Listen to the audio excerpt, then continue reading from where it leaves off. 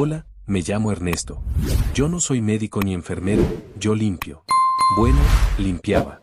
Me cuesta decirlo así porque todavía hay cosas que siento que siguen pegadas a mí, como el olor de ese lugar cuando se mete en la ropa y no se va ni lavándola 2 veces. Siempre me tocaba el turno de la noche porque nadie más lo quería.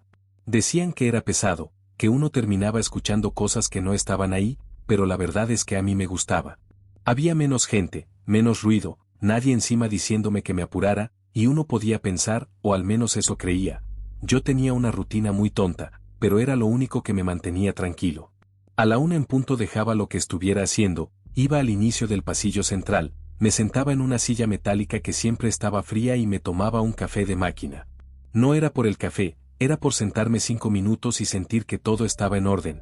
El problema es que después de la 1, nada se siente en orden ahí adentro. No es algo que uno pueda explicar fácil.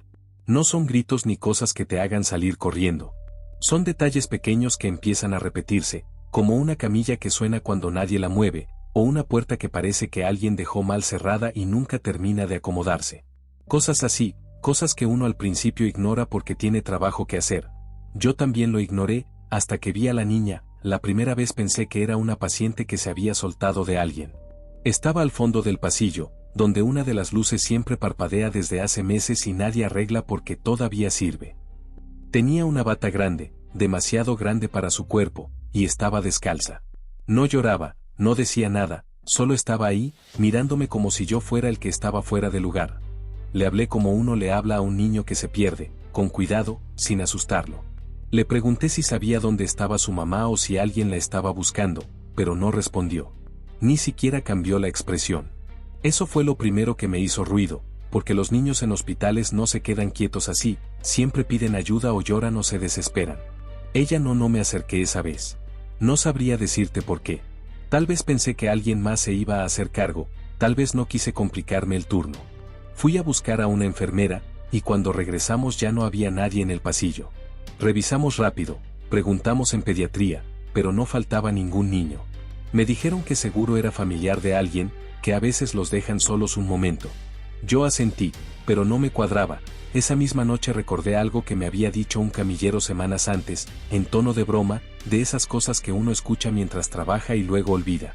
Me dijo que evitara ese pasillo después de la 1, que si llegaba a ver a alguien ahí, mejor no le hablara. En ese momento me reí, pensé que era una forma de asustar al nuevo. Esa noche ya no me dio risa, la segunda vez que la vi ya no estaba al fondo. Estaba más cerca, lo suficiente como para notar cosas que antes no había visto. Sus pies estaban sucios, pero no era tierra ni polvo del hospital. Era algo más oscuro, algo que se quedaba pegado en el suelo cuando daba un paso. No dejaba huellas normales, dejaba pequeñas marcas irregulares, como si lo que tuviera en los pies no terminara de secarse nunca. Me quedé mirándola más de lo que debía, tratando de entender qué era lo que estaba viendo, y fue ahí cuando levantó un poco el pie para dar otro paso. El sonido fue lo peor. No fue fuerte, pero fue claro, como cuando algo se despega lentamente de una superficie húmeda. Ese sonido no pertenece a un hospital, no debería estar ahí. Sentí que el estómago se me revolvía, no por asco exactamente, sino por una sensación rara, como si algo no estuviera bien en un nivel más profundo, como si mi cabeza estuviera tratando de acomodar algo que no encajaba. Quise llamarla otra vez, pero la voz no me salió igual. Me escuché más bajo, más inseguro. Le pregunté si estaba bien, si necesitaba ayuda, cualquier cosa para romper ese silencio que ya empezaba a pesar demasiado. Entonces fue cuando habló. Me preguntó si ya había terminado. Así, sin más, no sonó como una pregunta de niño. No hubo miedo ni urgencia en su voz, solo una tranquilidad que no tenía sentido en ese lugar y a esa hora. Y lo peor no fue lo que dijo, fue la forma en que lo dijo, como si supiera exactamente lo que yo estaba haciendo antes de sentarme ahí, como si me hubiera estado viendo desde antes de que yo la notara. No supe qué responder. Me quedé quieto, con el trapeador en la mano, sintiendo que si decía algo iba a empeorar las cosas sin saber por qué. Ella dio otro paso hacia mí, y el sonido volvió a repetirse, lento, pegajoso, imposible de ignorar. Ahí fue cuando entendí que no debía estar hablando con ella, que ese consejo que me dieron no era una broma, pero ya era tarde. No porque fuera a pasar algo en ese momento, sino porque ya había cruzado esa línea donde uno deja de fingir que todo tiene explicación. No corrí. No hice nada heroico. Solo me quedé ahí hasta que ella dejó de avanzar. En algún punto bajé la mirada, no recuerdo exactamente cuándo, y cuando volví a levantarla ya no estaba. Esa fue la última vez que hice mi descanso a la 1 en ese pasillo. Intenté seguir trabajando unos días más, fingiendo que podía ignorarlo, que había sido el cansancio o la sugestión, pero el hospital ya no se sentía igual. Había momentos en los que creía escuchar ese mismo sonido a lo lejos, aunque estuviera en otra área, y eso era suficiente para que se me erizara la piel. Al final renuncié. No di explicaciones reales. Dije que era por el horario, por el cansancio, cualquier cosa que sonara normal. Nadie insistió demasiado, lo que no he podido dejar es el recuerdo. A veces, cuando estoy acostado y todo está en silencio, justo antes de quedarme dormido, siento que algo se mueve en mi cabeza, como si mi memoria repitiera ese momento sin pedirme permiso. Y entonces lo escucho otra vez, ese sonido lento, húmedo, acercándose poco a poco como si alguien todavía estuviera caminando por ese pasillo, y no hubiera terminado de buscarme. Te extraño, mamá. Trabajaba como velador en un cementerio. No era el trabajo que había soñado, pero pagaba las cuentas y tenía un lugar donde dormir. La caseta estaba en la entrada principal, pequeña pero suficiente. Así evitaba pagar alquiler. Pasaba los días limpiando tumbas, haciendo mantenimiento a las lápidas, barriendo hojas secas. Un trabajo tranquilo, de esos que te dejan mucho tiempo para pensar. Todo empezó una tarde con un niño. Juan Felipe, supe después. Tendría unos 7 u 8 años. Entraba por la puerta principal, me saludaba con una pequeña inclinación de cabeza y se perdía entre las tumbas. Se quedaba un rato y salía como a las 7, justo cuando empezaba a oscurecer. Al principio no le di importancia. Los niños son curiosos, les gusta explorar, jugar entre los árboles. Pero Juan Felipe volvía todos los días. Siempre a la misma hora. Siempre con el mismo saludo. Siempre caminando hacia el mismo lugar.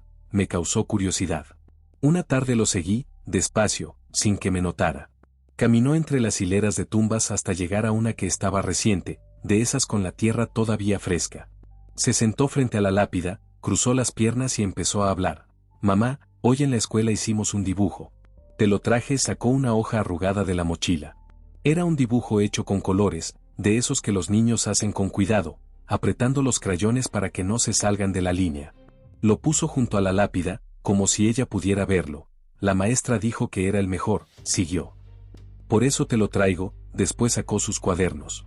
Le contó lo que había aprendido, le mostró los apuntes, le leyó en voz alta las partes que le habían gustado. Hablaba con ella como si estuviera sentada a su lado, como si en cualquier momento fuera a responderle. Me quedé detrás de un árbol, viendo, escuchando. Sentí un nudo en la garganta. El niño se quedó ahí hasta que el sol empezó a esconderse. A veces se recostaba en la tierra, apoyaba la mejilla sobre la tumba y cerraba los ojos. Como si quisiera sentirla cerca. Como si durmiendo pudiera encontrarla. Eso me partió el alma. Ver a ese niño venir todos los días a visitar a su madre muerta, caminando desde su casa que quedaba a 20 cuadras. Salía del colegio y en lugar de ir a su casa, de jugar con sus amigos, de ser un niño, venía al cementerio a contarle su día a una lápida. Una tarde llegó llorando. No me saludó, no me miró. Se fue directo a la tumba de su mamá y se quedó ahí, en silencio, con las lágrimas cayéndole por las mejillas. No habló. Solo se sentó, abrazó la lápida y lloró. Lloró hasta que se le secaron los ojos. Esa tarde lo llevé a mi caseta. No sabía qué más hacer. Le di un chocolate de esos duros, de los que venden en la tienda de la esquina, y se lo comió despacio, mordisqueando las orillas como hacen los niños. Había unas tortillas de la comida, también le di una. No me habló. Se quedó sentado en la silla de plástico, con las piernas colgando, mirando hacia la puerta. Cuando empezó a llover, un hombre apareció en la entrada. Era alto, moreno, con las manos callosas y la ropa manchada de grasa. Me vio, se acercó y me tendió la mano. Gracias, carnal, dijo, con la voz ronca. Yo he estado ocupado con la chamba, descuidando al chamaco. Mi esposa murió, y solo estamos él y yo. Usted sabe cómo es. Agarró a Juan Felipe, lo montó en sus hombros y se fueron caminando bajo la lluvia. El niño me miró desde arriba, con sus ojos grandes, y me hizo un pequeño ademán con la mano. Después de eso, Juan Felipe siguió viniendo. No todos los días como antes, pero venía. A veces se quedaba una hora, a veces solo unos minutos. Me saludaba, iba a la tumba de su mamá, hablaba un rato y se iba. Luego me cambiaron de lugar. Tuve que irme a otro trabajo, en otra ciudad. No supe qué pasó con él, pero todavía, cuando cierro los ojos, lo veo. sentado frente a la lápida, con sus cuadernos abiertos, contándole a su mamá lo que aprendió en la escuela, viéndola como si todavía estuviera viva, queriéndola como si nunca se hubiera ido. A veces la gente viene al cementerio a llorar a sus muertos, pero Juan Felipe venía a vivir con ella. Y eso, para mí, fue lo más hermoso y lo más triste que vi en todos mis años de velador.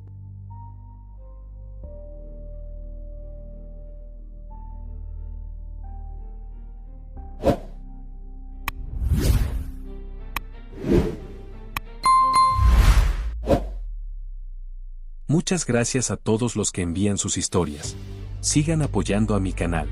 No se olviden que pueden enviar sus historias a entredosmundos26@gmail.com o WhatsApp +549 26 14 70 58 17 o escaneando el código QR que sale en todos mis videos. Pueden enviar audio, fotos, videos, sin límite de tiempo. Muchas gracias.